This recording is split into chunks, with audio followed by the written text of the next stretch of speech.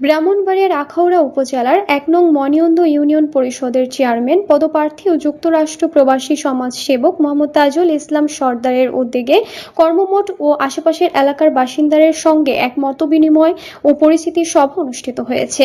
সোমবার বিকেলে কর্মমঠ বাজার সংলগ্ন ডিএনটি খেলার মাঠে আয়োজিত এ সভায় মনিয়ন্দ ইউনিয়নের বিভিন্ন এলাকার সুধীজন, গণ্যমান্য ব্যক্তিবর্গ, স্থানীয় যুব সমাজ এবং সাধারণ জনগণ অংশগ্রহণ করেন।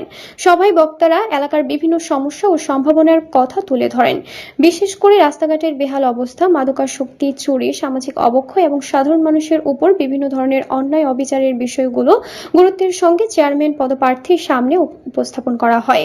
একই সঙ্গে এসব সমস্যা সমাধানের কার্যকর উদ্যোগ গ্রহণের আহ্বান জানান স্থানীয়রা। অনুষ্ঠানে প্রধান অতিথির বক্তব্যে চেয়ারম্যান পদপ্রার্থী মোহাম্মদ তাজুল ইসলাম সরদার বলেন, জনগণের ভালোবাসা, দোয়া ও সমর্থনে নির্বাচিত হওয়ার সুযোগ পেলে ইউনিয়ন পরিষদের সকল সেবামূলক কার্যক্রম স্বচ্ছতা ও জবাবদিহিতার মাধ্যমে জনগণের দোরগোড়ায় পৌঁছে দিতে কাজ করে যাবেন। তিনি আরও বলেন, মনিয়ন্দ ইউনিয়নকে একটি আধুনিক, উন্নত, সন্ত্রাস ও চাঁদাবাজ মুক্ত জনপদ হিসেবে গড়ে তুলতে সকল শ্রেণী পেশার মানুষের সহযোগিতা নিয়ে কাজ করতে চান। তিনি এলাকার উন্নয়ন, শান্তি শৃঙ্খলা, সামাজিক সম্প্রীতি ও ন্যায় বিচার প্রতিষ্ঠায় নিজেকে সর্বদা জনগণের পাশে রাখার প্রত্যয় ব্যক্ত করেন। মতবিনিময় সভাটি স্থানীয় জনগণের ব্যাপক অংশগ্রহণ এবং উৎসাহ উদ্দীপনার মধ্য দিয়ে সম্পন্ন হয়।